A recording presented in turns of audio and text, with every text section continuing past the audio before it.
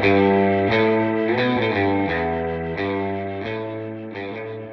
are you doing? How's your day? I'm having a very good day. We got 2 deals signed today and then one last night. So it's a 3 in 24 hours. Wow. Yeah. Jessi is killing it. So You guys both are killing it. Oh my God. Good month.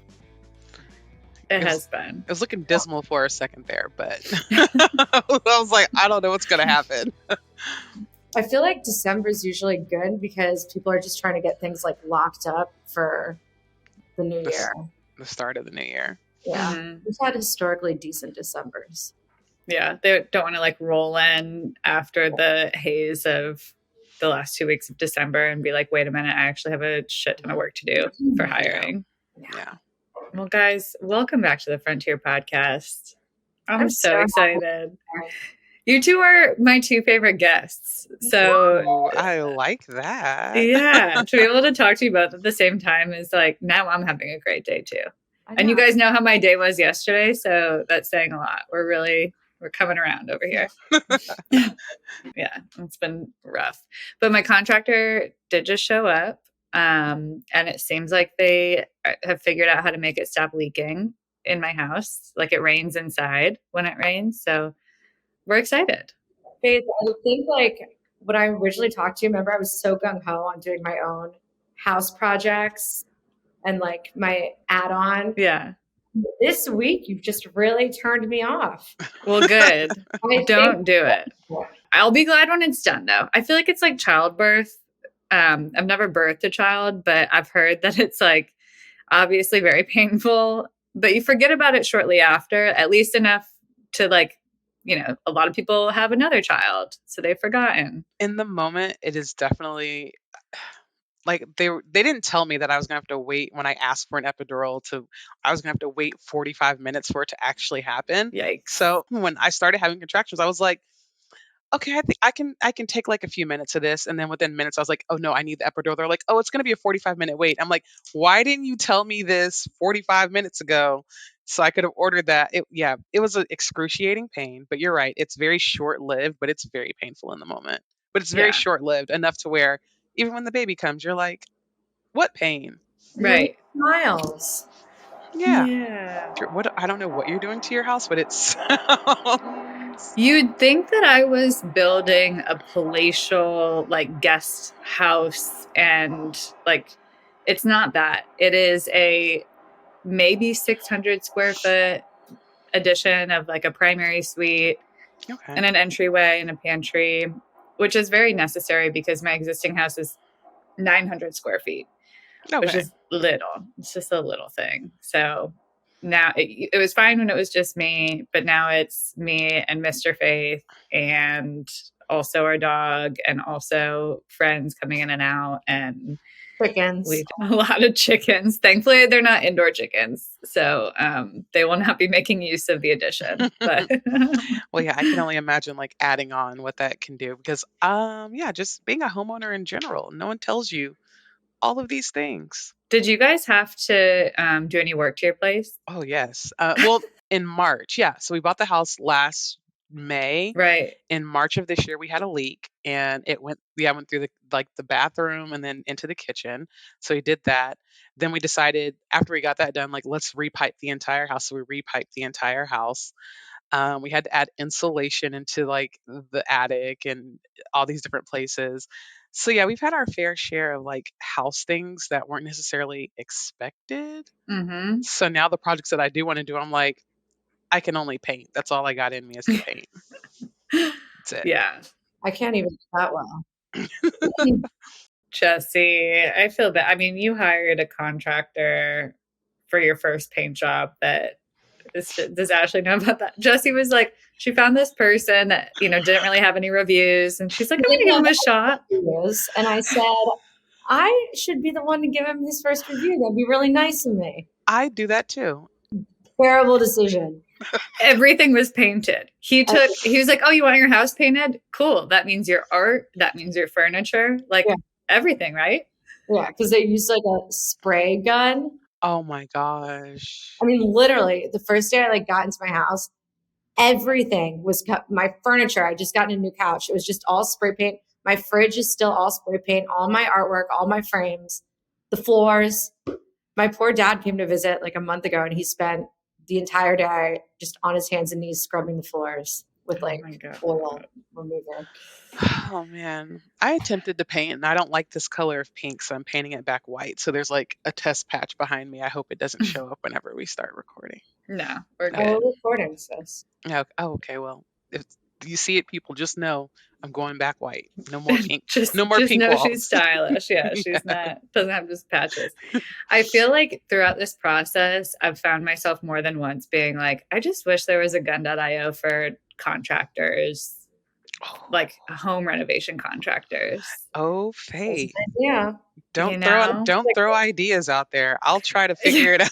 I was gonna say I need to pitch this to like the entrepreneur, and hopefully this time next year it'll be a business. But yeah, it's like I would pay top dollar for a company. This is just like, one-to-one gun.io. We're a team of senior engineers who vet other engineers. So clients, when they come to us, are getting someone who's been vetted by their peers, who we're vouching for. They've got, the added benefit of us stepping in if anything goes wrong, filling in with somebody new. Like this week, I thought I was going to have to hire a new contractor. And I was like, I don't even know where to look. Like if I had a gun.io for house contractors, I'd be like chilling. I'd be able to be doing other stuff instead of thinking about managing my contractor. I'm such a dumbass. I just Googled contractor marketplace and gun.io pops. Don't click on it, Jessi. I don't want to pay for your ad. Click. Oh my God. Well, that's actually like weirdly a good segue, guys. I never am able to master that, but today's our day. So obviously you two are responsible for making sure that companies who hire through gun.io have an exceptional experience. And that's both with like, treating them well, but also making sure that we're delivering on our value proposition, right? And making sure that everybody's getting value out of working with us. So I guess to start, like we use the metaphor of a home contractor for what we do, but I'm curious in your eyes, like what are the biggest benefits that folks cite when you're talking to them about working with gun.io? Like what makes their eyes light up? Like, oh yeah, this is way better than whatever we're doing right now. Obviously, I think the biggest thing is that we are giving them like a very curated list of people that they do not have to vet or don't have to vet as extensively. So the big thing there is like, if you're posting on a job board, you're getting, hundreds of resumes.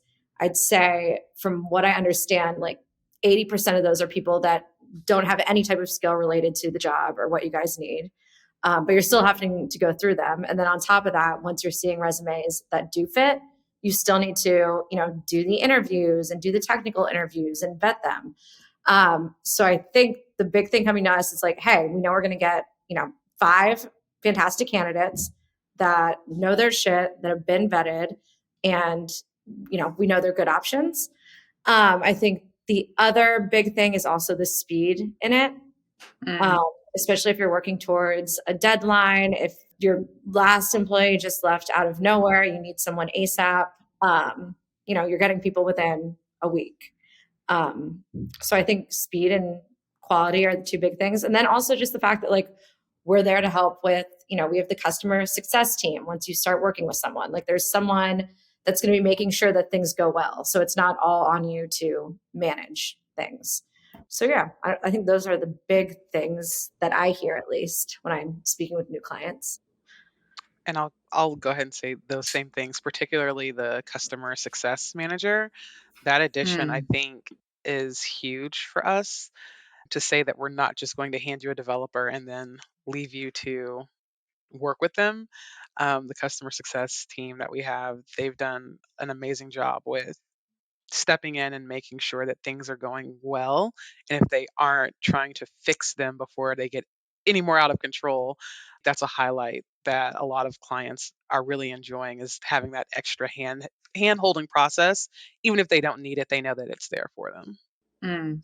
Yeah. I mean, 100%. That's what I want right now with my home contractor. Is like I need my hand to be held, and I need someone to whisper sweet nothings in my ear and tell me that this is normal and they're going to figure it out. Faith, I would always do that for you. Oh, Jessi, I live so close. you do. Will you be my account manager for my my personal life?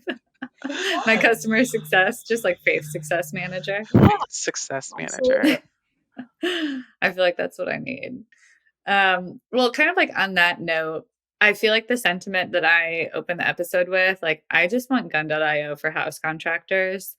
I've felt many times with other, more realistic things that would be helpful to have a service like gun.io to go to, like when I'm hiring marketers, freelance writers, any kind of contractor to add to my team. And so I'm curious, like, how, if you guys had a friend come to you and be like, look, I love the way that gun.io does hiring, but I'm not hiring a developer, so I can't use you. What advice would you have for them based on what you've seen, be most successful on our platform? Like, what would you tell them to do as they're hiring? I would suggest before you even start talking to someone, have a very clearly defined idea of what the goal is and what you want the outcome to be and what you want communication standards to be. When you go into something knowing that, it makes it far more successful all around.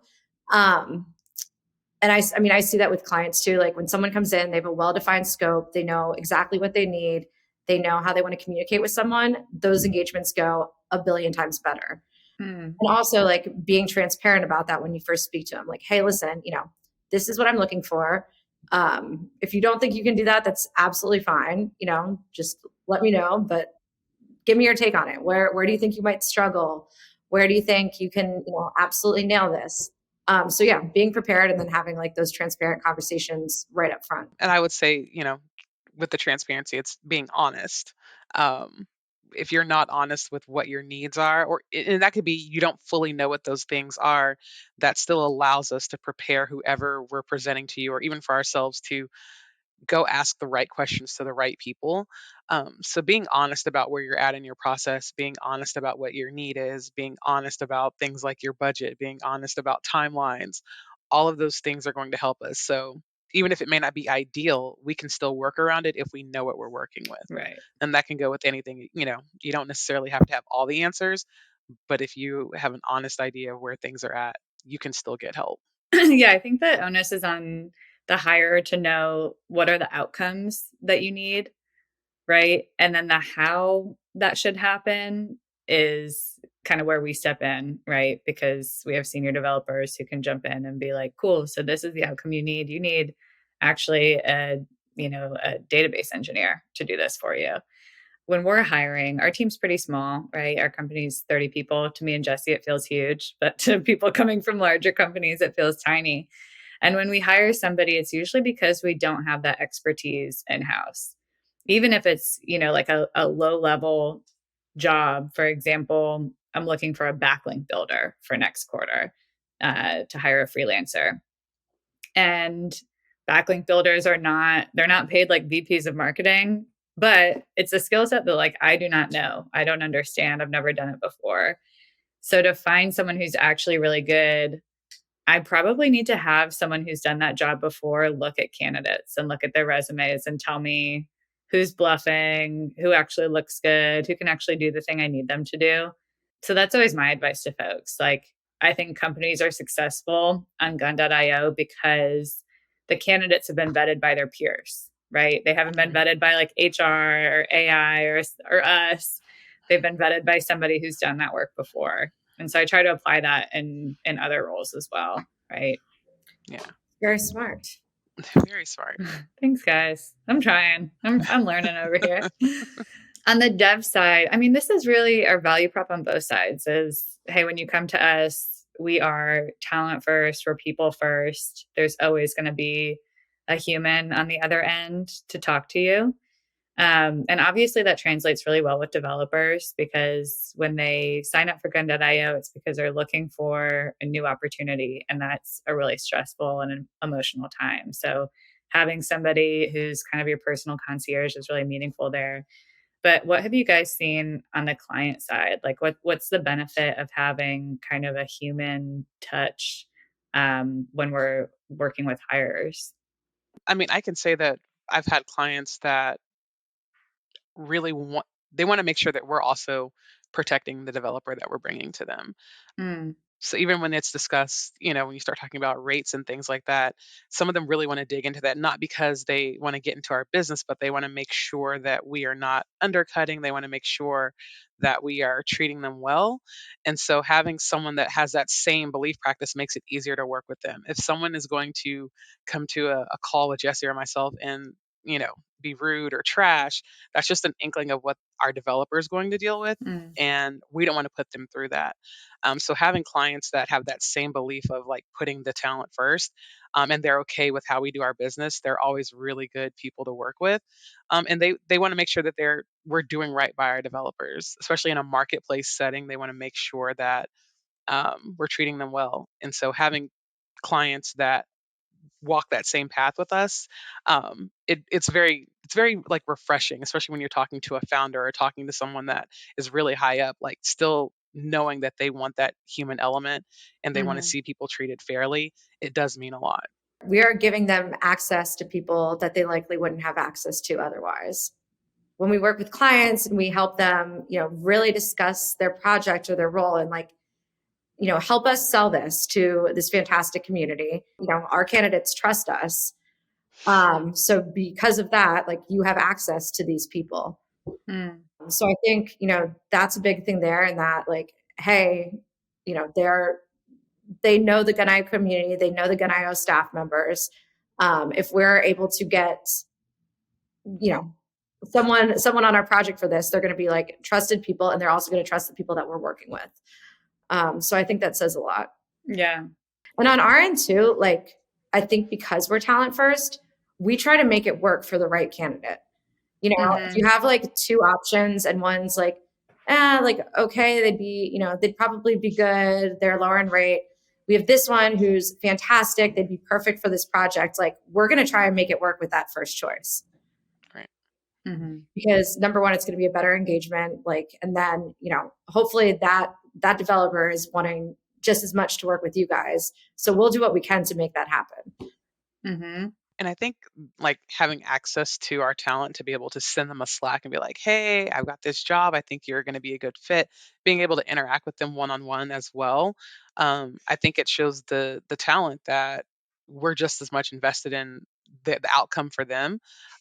It's not just about the company and the dollar. It is very much about like them themselves. So being able to have that direct communication with them, I've enjoyed that personally, just being able to Mhm. talk with them and have just, little random conversations, even outside of searching for a job. If they have a question, being able to answer that for them. So again, putting a human element for them, that they have someone they can always reach out to. And same for the client. They've always got someone that they can contact within Gun. Yeah.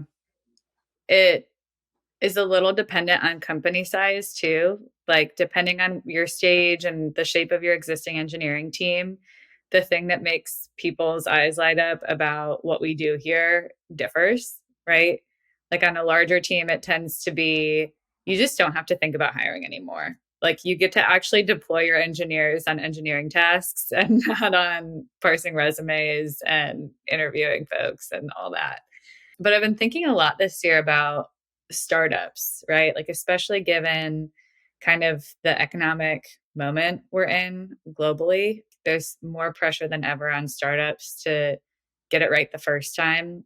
And particularly for non technical founders or folks who are, kind of at the early stages, it's hard to know what's right, what's wrong, directionally, where you should go. And I know that both of you have had experience, Jessi, over the last several years, Ashley, over the last year, helping startups find success using the Gun.io hiring model. So I'd love to hear, like, what has that been like? What's really stood out to you as a key benefit for those folks? I mean, I think it depends like what stage you're at. But the biggest thing is like, I'd say honestly, the majority of candidates on our platform have been at an early stage startup. Whether they've worked as a founder, if they worked, as an engineering manager, if they've worked, just in a developer role. So they've seen this before. They understand, what challenges that companies at this growth stage face, which is, massive. Like going into this not blind, having someone that's done this before. And I think, what founders tend to find really valuable is someone that can give those opinions, that can say, hey, we can do it this way, but this might suffer. Or we could do it this way, but it might cost more, it might take more time, but it's going to, be much easier to scale eventually. So just someone that's done those things before, that understands the challenges, understands like how to go about different things, I think is like invaluable to someone that's like just starting their first company. That's primarily what we see. And I feel like when non-technical founders come to us, that's who they're looking for. Yeah, someone who can kind of advise and not just take orders. Yeah. Even if it's just like, hey, I have an idea, but like help me scope this out, how, like, what type of people am I going to need on this team? Realistically, how long could this take me to get to an MVP if I work with 2 people, if I work with 3 people, if one person does it? How much is this going to cost?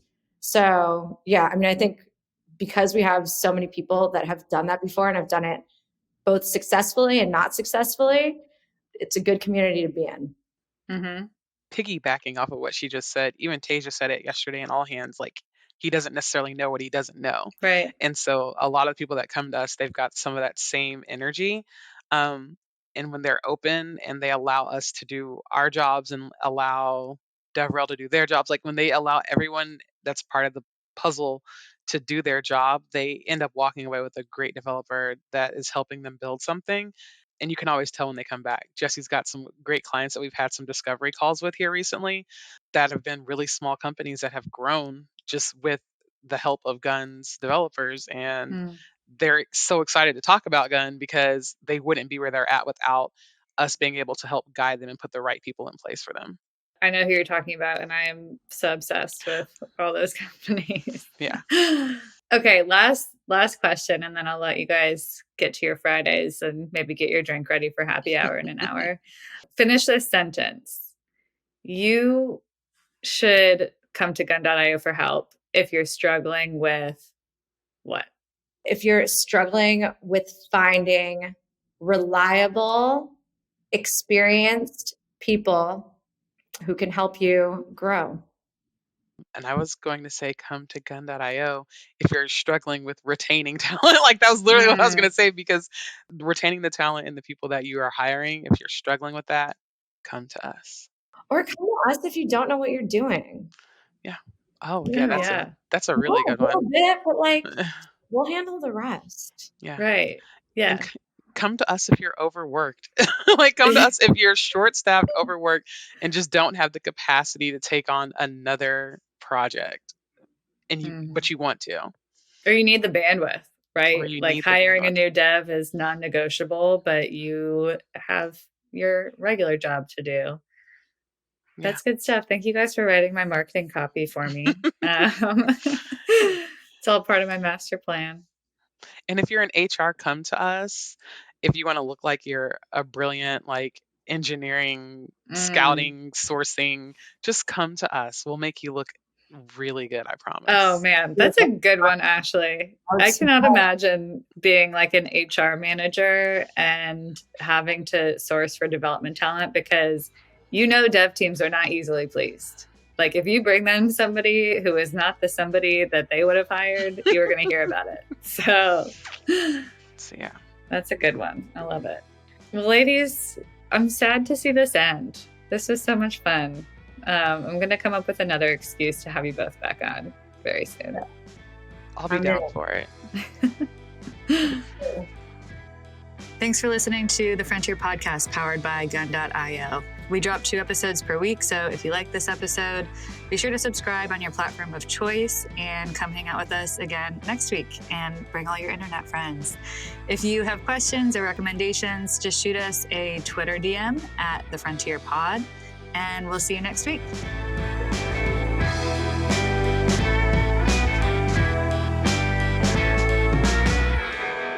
You're going to kill me. I completely blanked out. Bill, make us look smart. Repeat the question.